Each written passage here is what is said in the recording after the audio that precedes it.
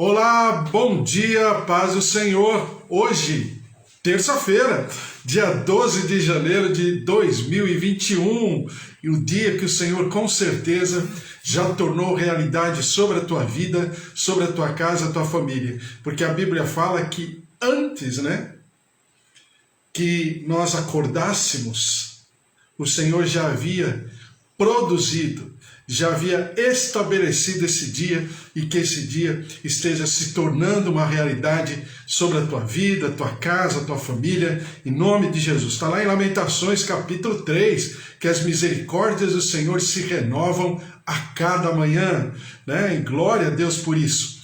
Estamos lendo a palavra do Senhor, estamos meditando na palavra do Senhor, e eu quero aqui aproveitar hoje, mais uma vez, o sinal da internet, que o Instagram nem sempre está com seu sinal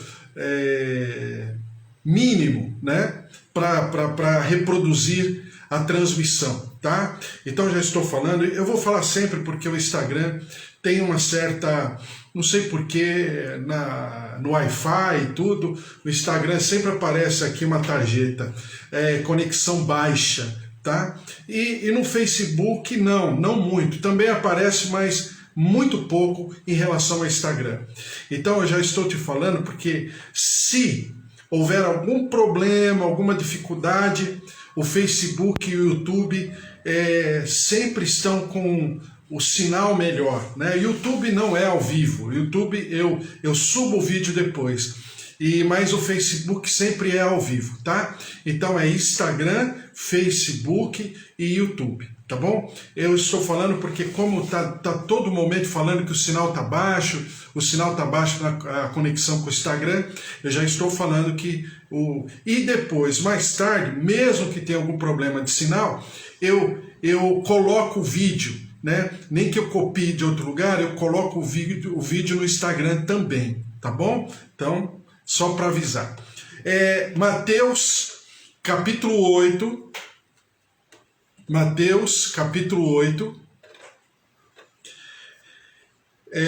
versículo 18. A gente já leu em Mateus capítulo 8 a cura do leproso, depois a gente já leu a cura do criado do centurião e o que significa, qual o sentimento daquele centurião, o sentimento de Jesus Cristo, de alguém que desce de um nível, de um patamar e se humilha em função de outro. Daí o centurião, eu sempre falar que o centurião é um tipo de Cristo. Por quê? Porque ele se aproxima exatamente do ministério de Cristo. Por quê? Ele abdica, ele abre mão da sua honra, da sua dignidade, entre aspas, porque é um cidadão romano, mas ele abre mão de toda a sua dignidade, até do seu soldo, do seu salário, da sua prerrogativa, da sua eleição, da sua constituição, em função de um servo judeu, um escravo que está sofrendo muito, extremamente sofrido, E ele vai, no nome desse servo, até Jesus, se prostra diante de Jesus, buscando a cura do seu servo. Exatamente por causa disso, eu falo que o intercessor tem o ministério do centurião.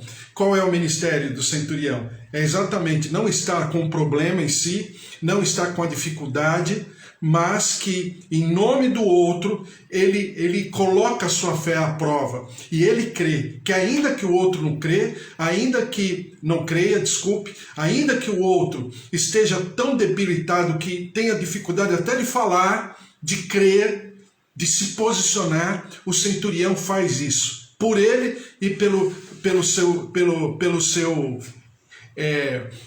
vamos dizer assim, por aquele a quem ele está orando ou está intercedendo, Então eu sempre falo que o ministério do intercessor passa pelo ministério do centurião, que mesmo não tendo o problema, mas ele se põe na brecha e ele se coloca o problema diante do altar do Senhor. Mateus capítulo 8, versículo 14 e até o 17, eu falei sobre a cura da sogra de Pedro e o que significa. Significa que nós, como servos de Deus, como igreja, estamos numa contingência de mundo, numa situação de mundo, né? Dificuldades, problemas, circunstâncias, tristeza, angústia, desapontamento, desânimo, raiva, intriga, conflito, faz parte. A única coisa é que a gente precisa saber como lidar, como fazer a gestão de todas essas coisas, as demandas humanas, né?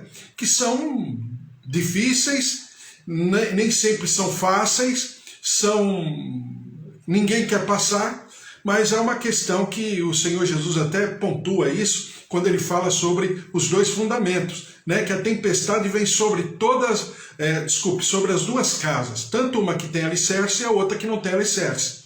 A que tem alicerce passa pelas agruras da vida de uma maneira muito mais sustentável.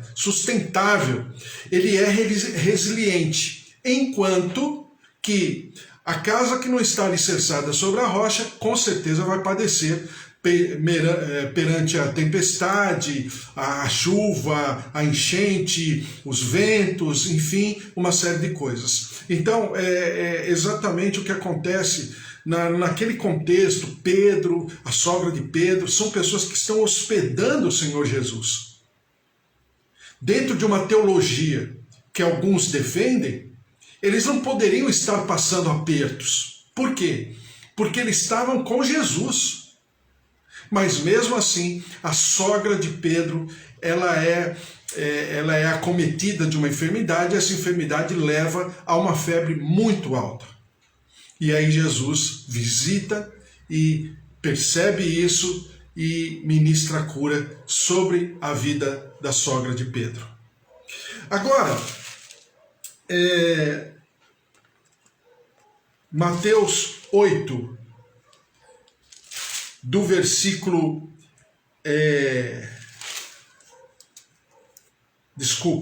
tá certo. Mateus capítulo... Eu achei que eu estava lendo a passagem errada. Mateus capítulo 8, do versículo 18 em diante, diz assim: Vendo Jesus, muita gente ao seu redor, ordenou que passassem para outra margem. Então, aproximando-se dele, um escriba disse-lhe: Mestre, seguir-te-ei para onde quer que fores. Presta atenção. Então, aproximando-se dele, um escriba, alguém que compila, né, a lei, alguém que tem o privilégio, a capacidade não apenas de ler, mas de escrever, que era muito raro naquela época. Geralmente, os fariseus, né, eram também escribas. Não que todo o escriba era fariseu, mas, né, todo fariseu obrigatoriamente passava por esse trabalho de escriba, de compilador, né, de alguém que fazia a escrituração, é um escriturário da palavra de Deus. Como também nem todo fariseu era rabino, mas com certeza o rabino era um hábil escriba, era um hábil fariseu, alguém que interpretava a lei, e também o rabino era alguém que não apenas interpretava, mas ele tecia uma doutrina, ele tinha prerrogativa de tecer doutrina. Daí Jesus ser chamado de rabino. Por quê? Porque a Bíblia, em alguns casos, em alguns momentos, a Bíblia fala: mas os teus discípulos fazem isso. Mas os teus discípulos não fazem isso. E eram reconhecidos pela cultura rabínica, pela cultura hebraica, como sendo discípulos de Jesus. Por isso, é bom sempre estar falando, né? E é bom a gente estar com a palavra de Deus, que a gente vai conversando. Por isso que em João, capítulo 6, você percebe que há uma situação que, eu vou falar de maneira cronológica, uma situação imediatamente após aquilo que acontece em Lucas 9:10. O que acontece em Lucas 9:10? A Bíblia diz que o Senhor ordenou, dirigiu os seus discípulos para que fossem de dois em dois, por províncias que ainda ele passaria, para ministrarem libertação daqueles que estavam oprimidos, para ministrarem cura e assim já prepararem um caminho para que Jesus passasse logo em seguida, tá? Até aí, tudo bem. Só que, quando chega em João 6, o Senhor Jesus dá continuidade à sua ministração falando, tá vendo? É isso que vocês vão viver. Falando de maneira favorável, de maneira positiva, né? É isso que vocês vão viver. Porque o Filho do Homem será entregue. A sua carne é a verdadeira comida. E o seu sangue é a verdadeira bebida. Claro que ele estava falando de maneira simbólica. Mas a cultura romana, a cultura da época, tomou aquilo e interpretou como se os cristãos fossem canibais. Porque havia em alguns povos, algumas tribos, algumas regiões que realmente uma parte do culto às entidades era o canibalismo, como é até hoje. De vez em quando você ouve falar uma notícia terrível, uma tragédia, de vez em quando em algum lugar, seja aqui no Brasil ou no mundo, de alguém que matou uma criança e tal, e que depois foram averiguar, era um culto, fazia parte de um ritual, de vez em quando. Naquela época também era, talvez até um pouco mais, se é que é normal isso, talvez um pouco mais normal ou natural do que hoje, né? Mas havia. Tanto é que na Bíblia tem os testemunhais, né, de reis e situações que eles consagram os seus filhos, né, a Moloque, a uma entidade que dizia cultura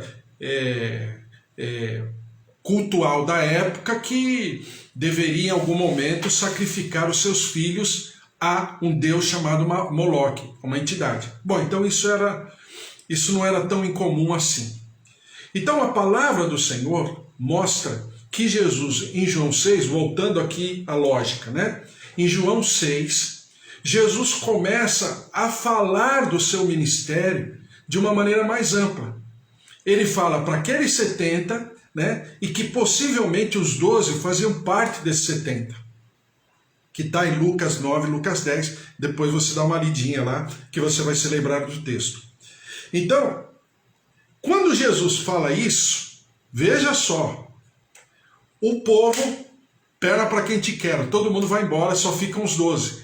Aí Jesus pergunta, e vocês não vão embora? Não, só tu tens palavra de vida eterna. Por quê? Porque na lógica rabínica, na lógica meso-oriental da época, era o seguinte: tudo que o mestre vivia e ensinava, os seus discípulos, obrigatoriamente falando, deveriam e gostariam e desejariam viver também. Então, se o mestre fala, olha, a minha carne é a verdadeira comida e o meu sangue é a verdadeira bebida, o que se empreende de quem está ouvindo de fora, assim, num contexto não tão próximo, numa relação não tão íntima com Jesus Cristo? Está falando de canibalismo, e foram embora. Por quê? Porque eles não queriam passar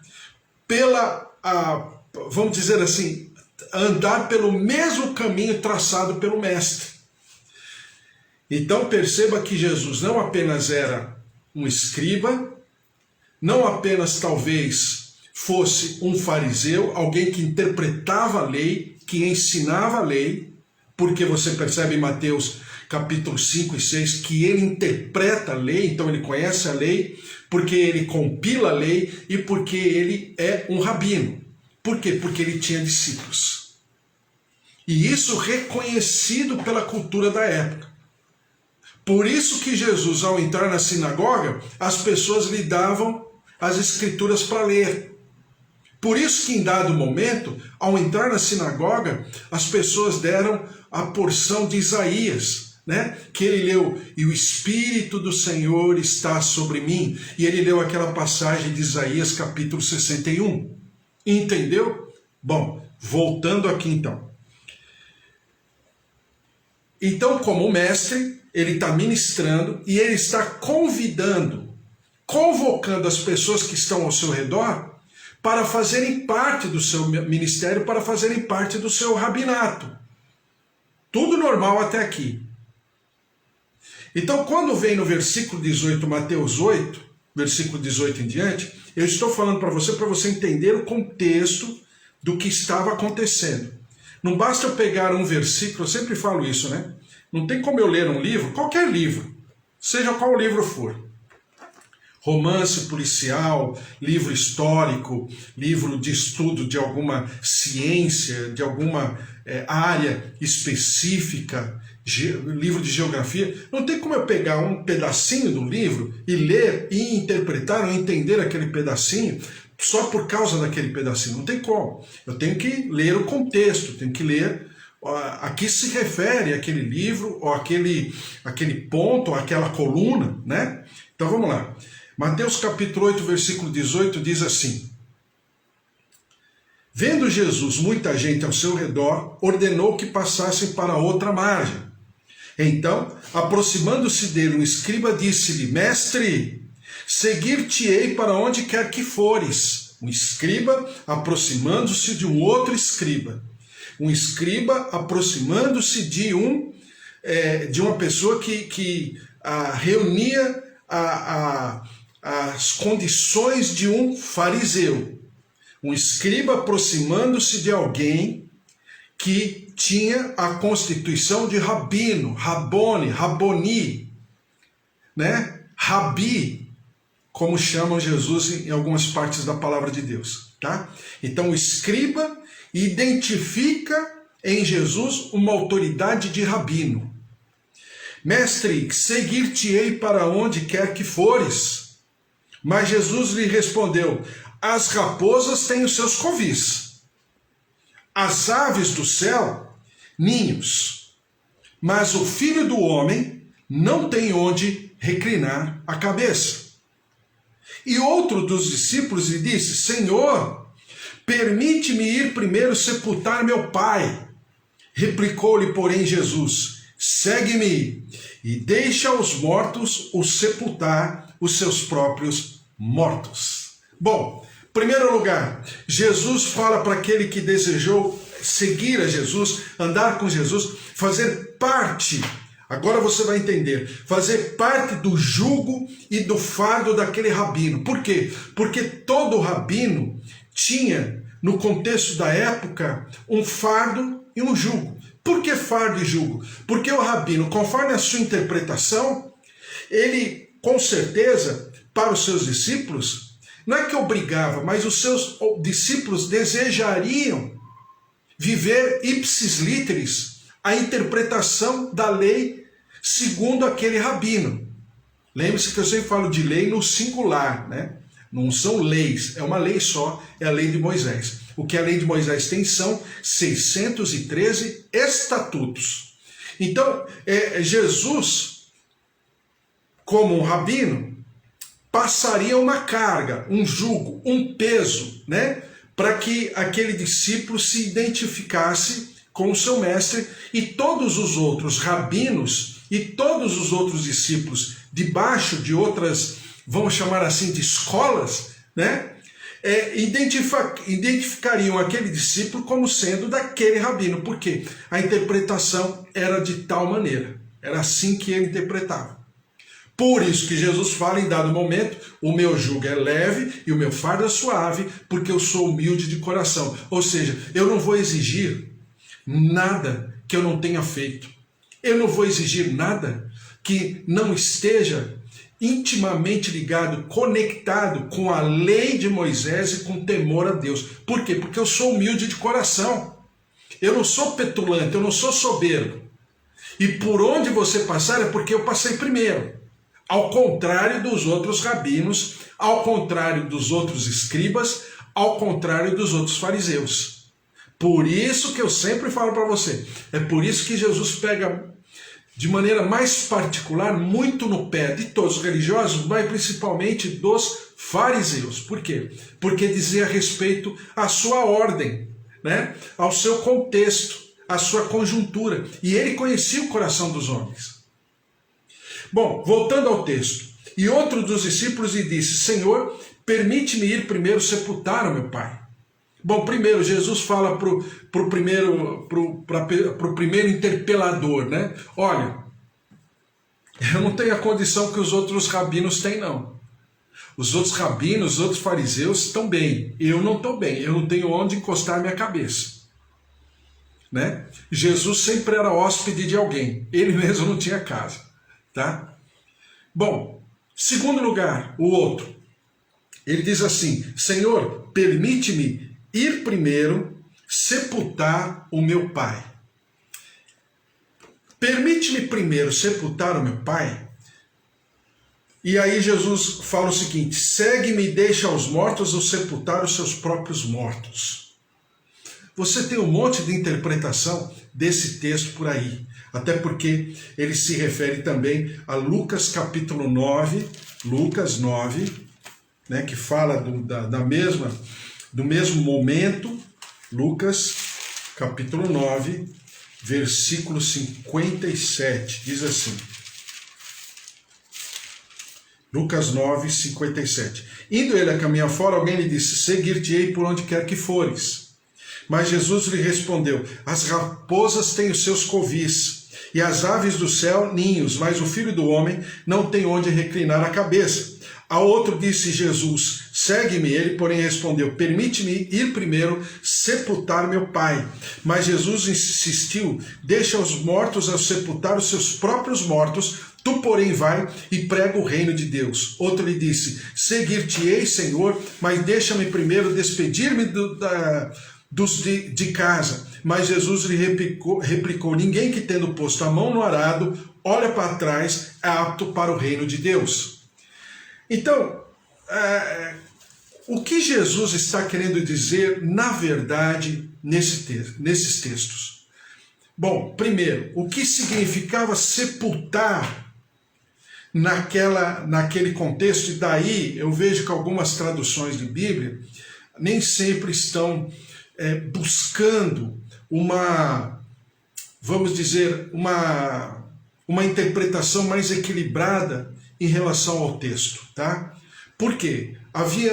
Quando a pessoa morria, naquela época, dentro da cultura judaica, para os tementes a Deus, era o seguinte: a pessoa morria, esperava 3, 4 dias no máximo. Você lembra de João 11 a respeito de Lázaro?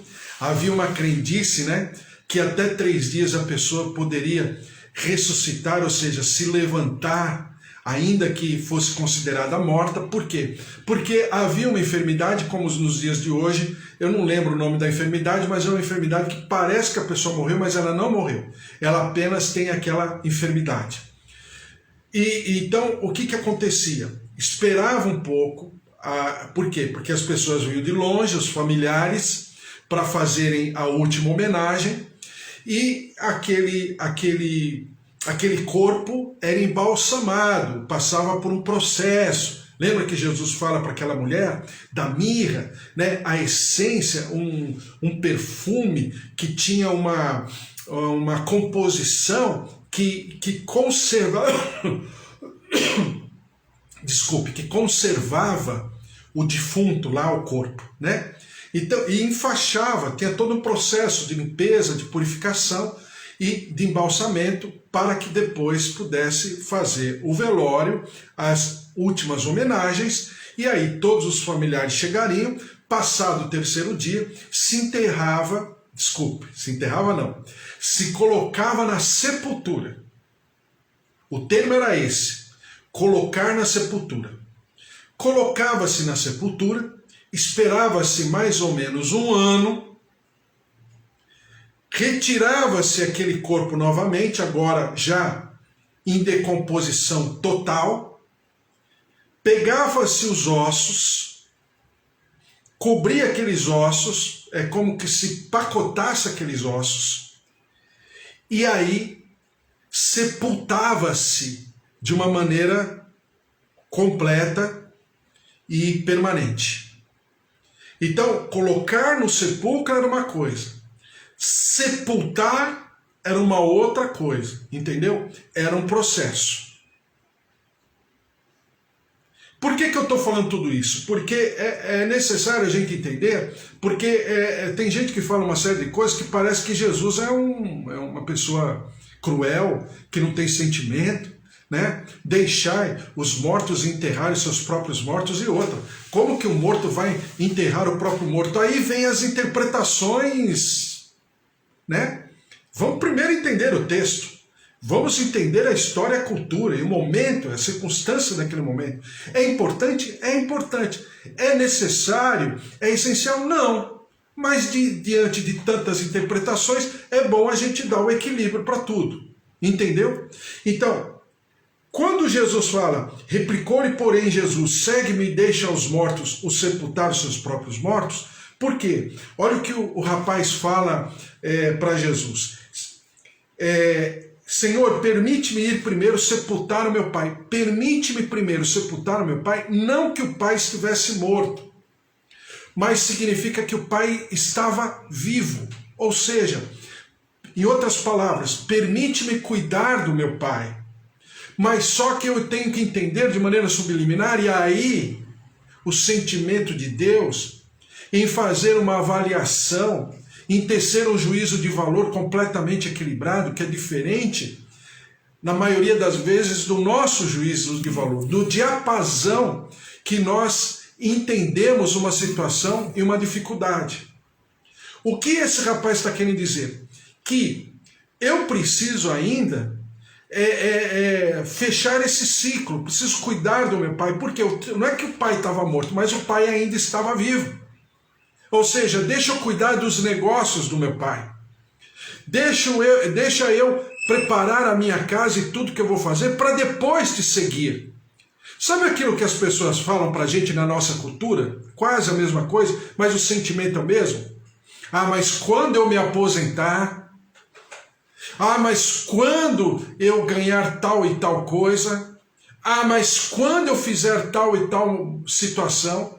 Então a pessoa sempre está se escondendo atrás de uma circunstância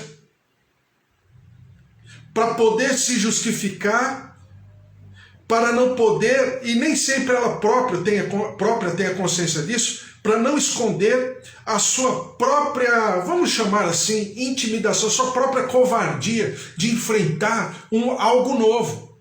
Nós estamos no ano novo, né? Hoje é dia 12 de janeiro, então é até bom falar sobre isso. Então é aquilo que eu falo e está lá, e o estudo está no Instagram, está no YouTube, está no Facebook, e eu estou falando rompendo, né, com a resistência do ano velho e preparando o caminho para o ano novo. Por quê? Eu preciso romper com os meus contextos anteriores, com o meu conformismo, com a minha estagnação, com a minha paralisia, para viver algo novo. Senão o ano não vai ser novo. Não adianta eu falar feliz ano novo, não é um mantra, não é uma palavra, uma frase-chave, né? Não é um talismã, né? Que eu coloco aquela palavra feliz ano novo e vou viver totalmente o ano novo. Não, nem sempre. Na maioria das vezes não.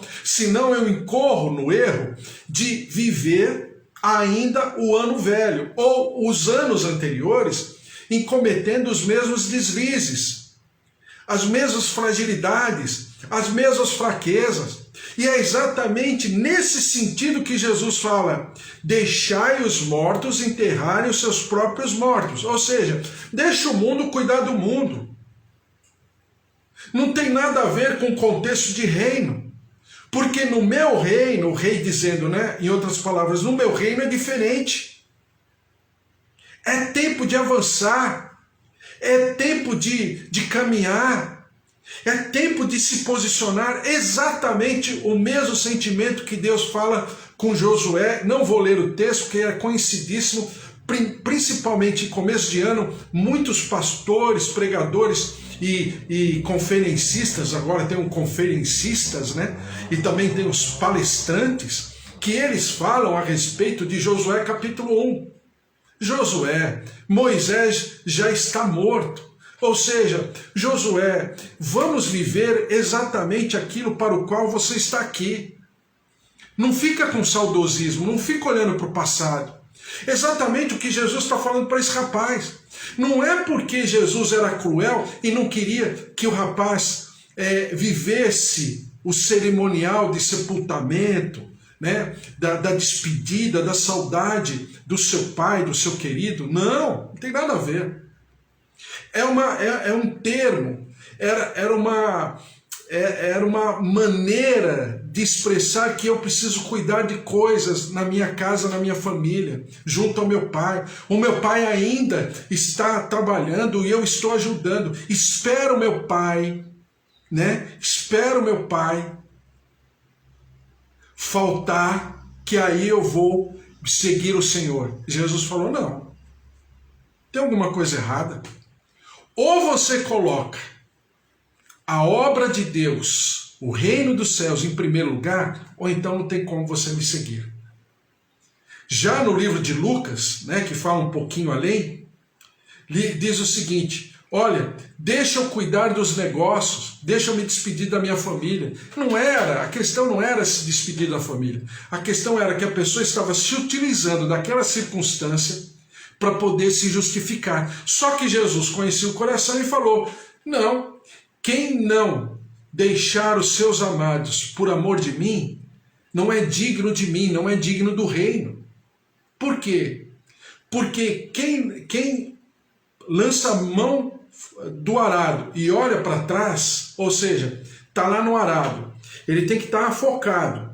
Tem uma linha, né? Uma linha imaginária, ou até mesmo uma linha feita, né, com graveto. Se fazia assim, se fazia uma linha com graveto, geralmente essa linha era bem retinha, bem bonitinha, né? Você já viu plantação, você sabe como é que é. E aí punha um arado e a pessoa não podia olhar para os lados, ela tinha que estar focada, porque senão aquela linha saía do seu curso estabelecido, né? Arquitetado ali. Então tinha que estar focado. Então Jesus, em outras palavras, falava, para viver o reino dos céus tem que estar focado. Para viver o reino dos céus não precisa ficar olhando, não pode ficar olhando para trás, com saudosismo. Ah, mas se eu fizesse isso, ah, mas quando eu viver aquilo. Não, isso não é saudável para a obra de Deus. Porque a obra de Deus está preocupada com o dia de hoje.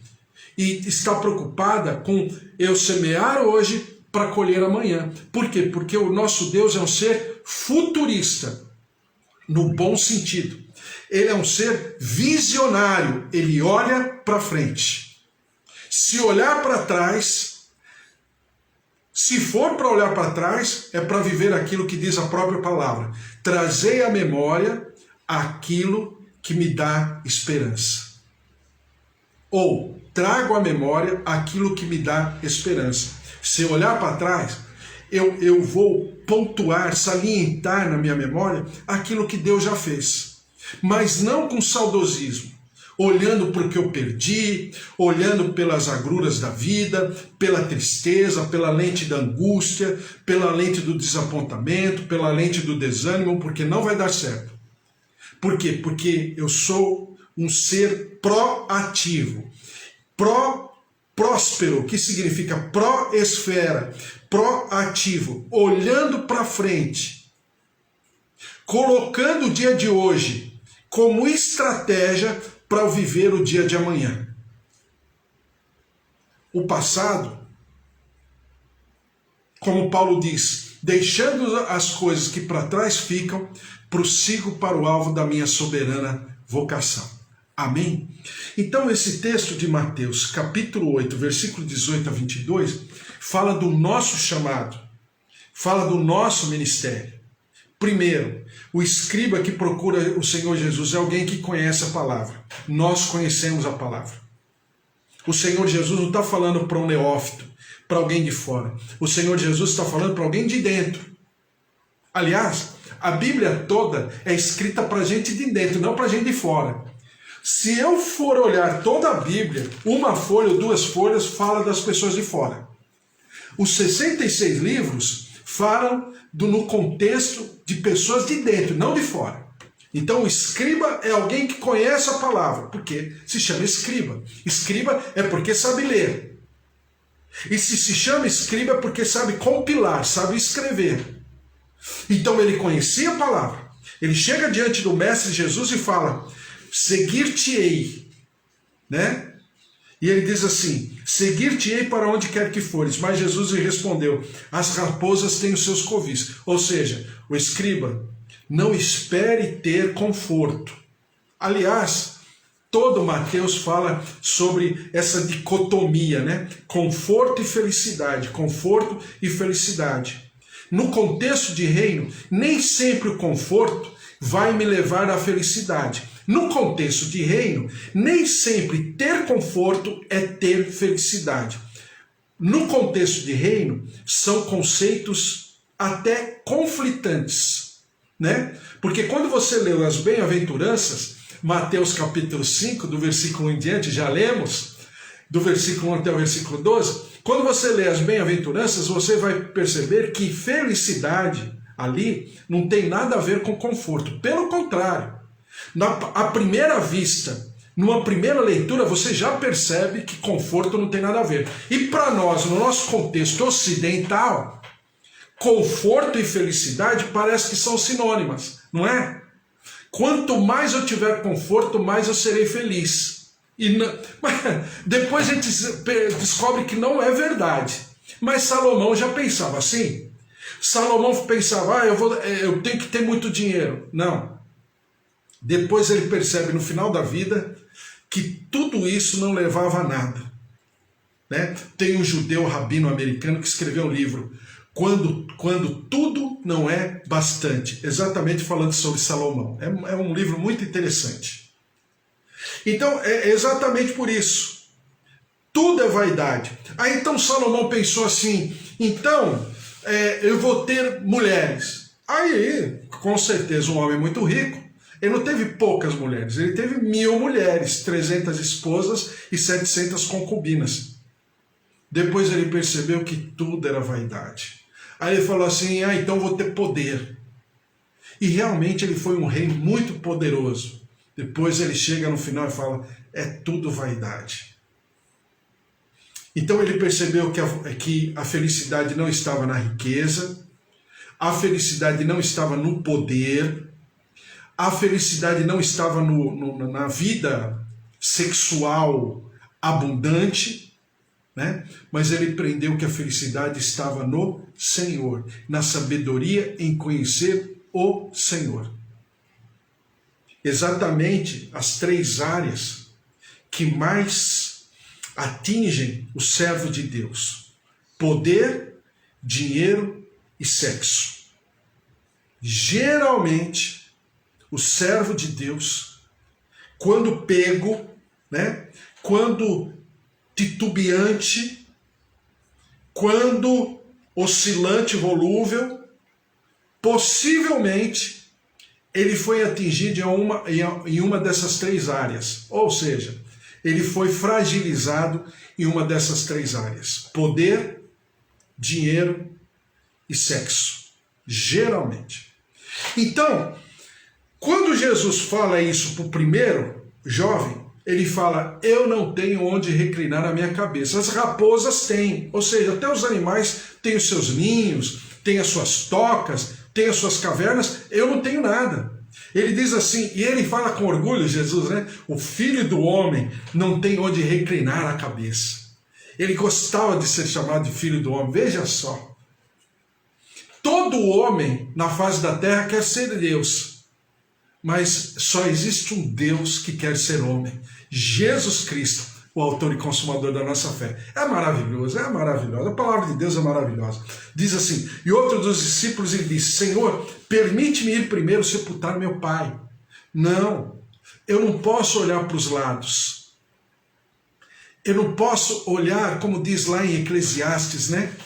Quem olha para os ventos, ele nunca vai plantar, ele nunca vai semear. Quem fica olhando para o tempo, se vai acontecer ou não vai acontecer, ele não vai avançar. Então, nós precisamos andar, prosseguir para o alvo da nossa soberana vocação. E qual é a nossa vocação? Qual é a nossa vocação, você sabe? Aquilo que Paulo fala no livro de Efésios. Nós fomos criados para o louvor da sua glória. Essa é a nossa essência. Essa é a base da nossa origem.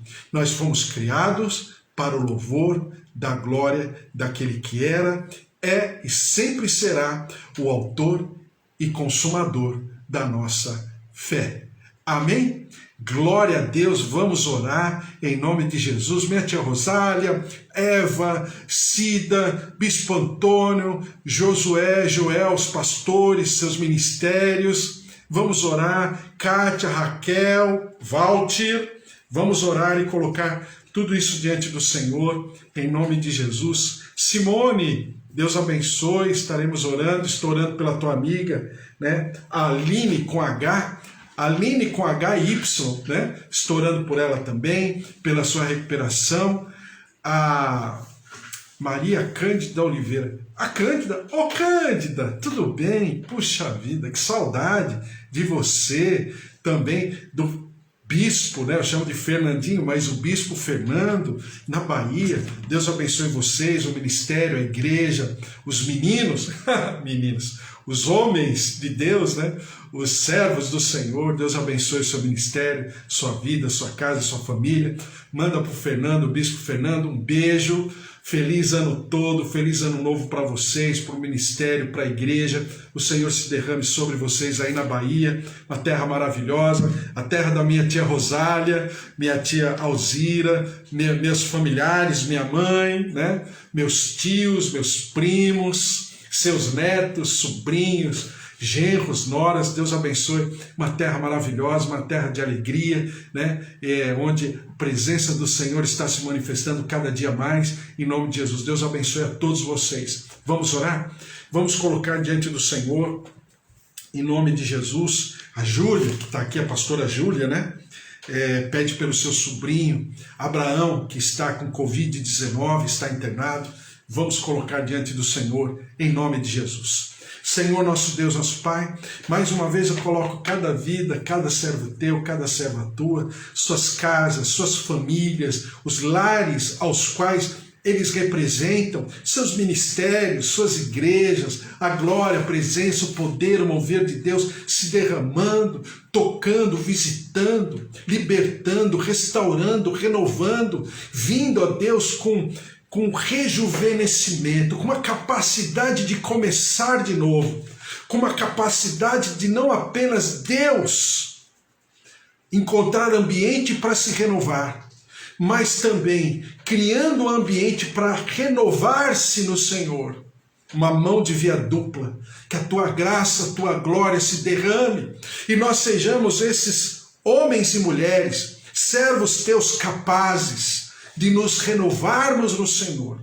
Derrama-te, curando, visitando, visita os nossos familiares, os nossos queridos. Eu peço pelos meus pais, também a dona Nadir, o seu Toninho, seu João, dona Dária, os nossos idosos, nossos tios, nossos avós, o marido, a esposa. Derrama-te, ó Deus, derrama-te, visita-nos com a tua cura, com a tua saúde. Ó Deus, supre-nos com a tua vida abundante.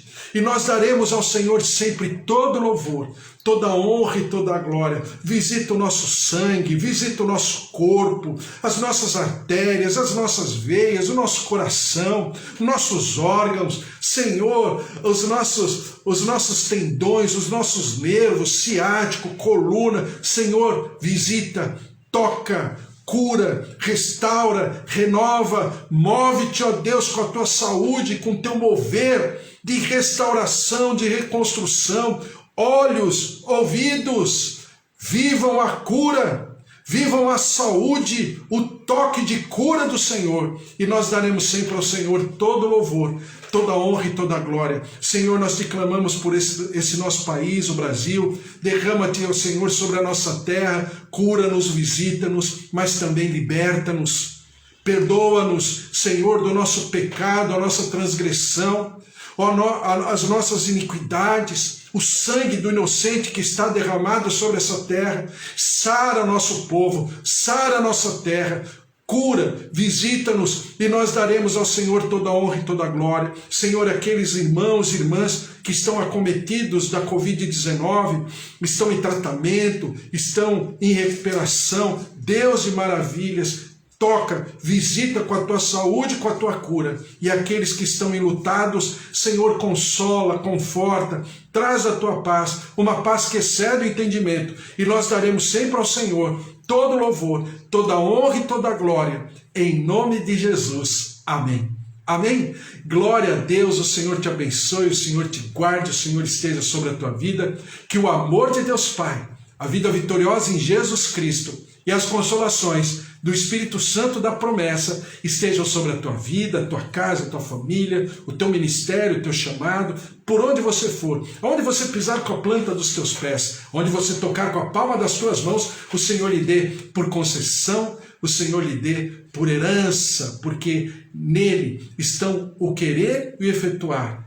Porque se Deus é por nós, quem será contra nós? Se o Senhor é o nosso pastor, de nada nós teremos falta. Por quê? Porque ninguém pode separar do amor de Deus. Ninguém. Nem passado, nem presente, nem futuro, nem anjos, nem demônios, nem morte, nem vida. Nada pode te separar do amor de Deus em Jesus Cristo, o autor e consumador da tua fé. Um beijo para você, até amanhã às 10 horas, fique na paz, beijo para todos, beijo Bispo Antônio, fique na paz.